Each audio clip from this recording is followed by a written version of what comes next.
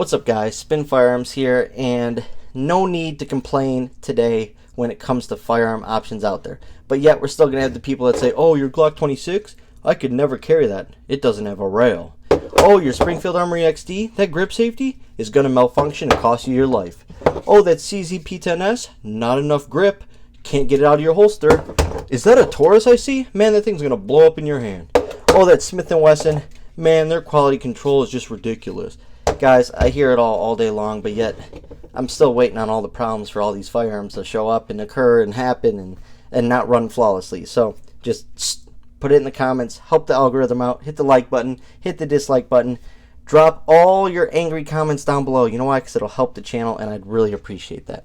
But when it comes to subcompacts, it is my favorite size firearm. I think it's perfect. Somewhere in between a Micro 9 and a single stack and a compact, right? So somewhere between a Glock 19 and a P365. It still has capacity.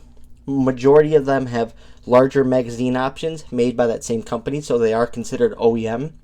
They aren't considered made for that firearm. But for instance, I can throw a 33 round mag in here.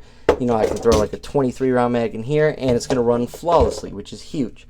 You can carry these every single day because they have a very short grip. They tend to. You could pocket carry if you have to. You can throw the large mag in, use it for home defense, and so on. So that is why a lot of people find the subcompact the perfect size firearm, because if only going to get one firearm, this can do it all. It really can, and you're not sacrificing on shootability.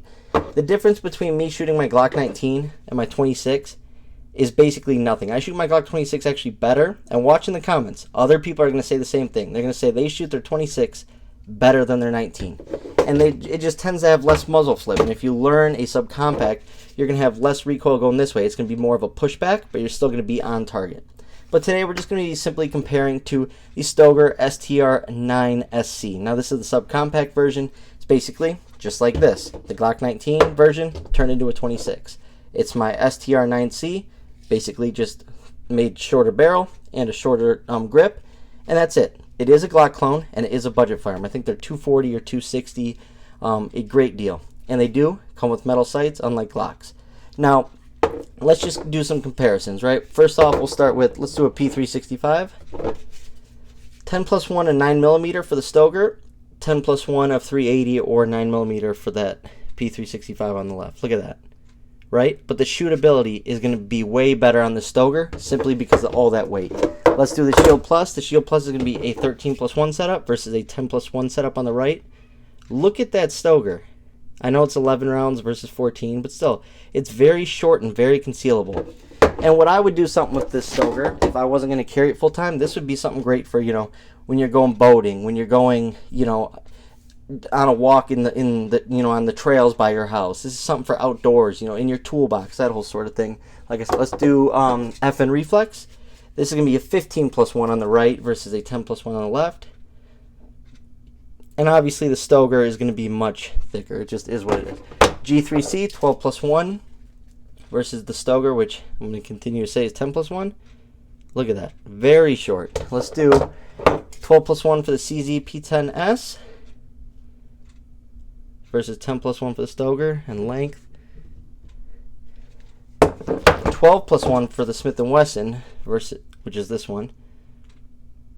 So the Smith & Wesson's actually beating it pretty well. The XD is 13+1. I love my XD.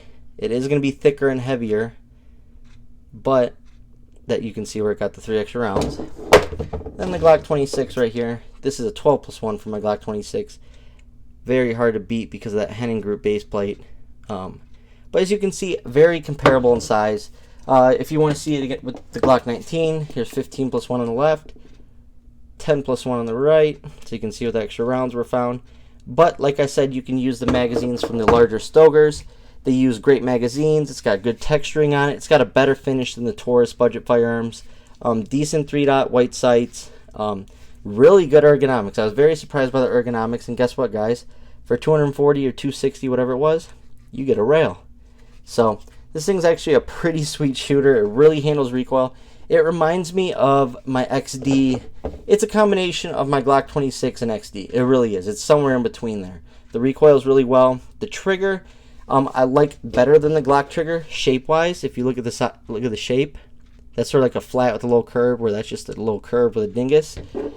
This does have a dingus too, it's just depressed right now, but the feel of that trigger and that huge trigger guard is big for me when it comes to the winter, because I do wear gloves in the winter, so I can fit my Magpul gloves through here on there if I had to, and it's not going to actually compress that trigger, just like this.